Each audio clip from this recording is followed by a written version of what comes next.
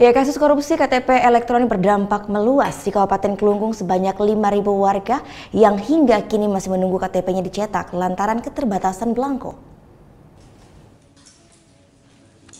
Sejak bergulirnya kasus korupsi KTP elektronik, pembuatan KTP di berbagai daerah di tanah air tersendat. Salah satunya terjadi di Kabupaten Kelungkung.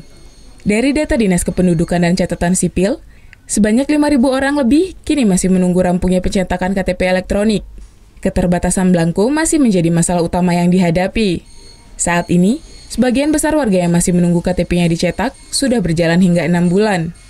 Warga pun hanya diberikan sebatas surat keterangan sebagai pengganti sementara KTP yang diklaim memiliki fungsi yang sama dengan KTP elektronik.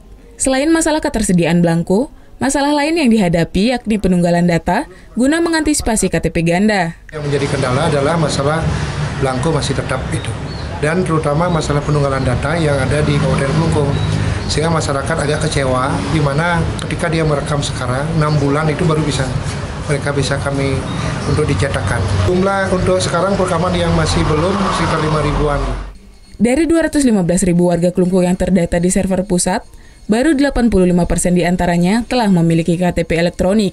Sementara, bagi warga yang belum memiliki KTP elektronik, dikhawatirkan akan menghambat proses Pilkada serentak 2018 nanti, lantaran kartu tanda penduduk merupakan syarat utama warga dalam menggunakan hak pilihnya. Tim Liputan melaporkan untuk NET.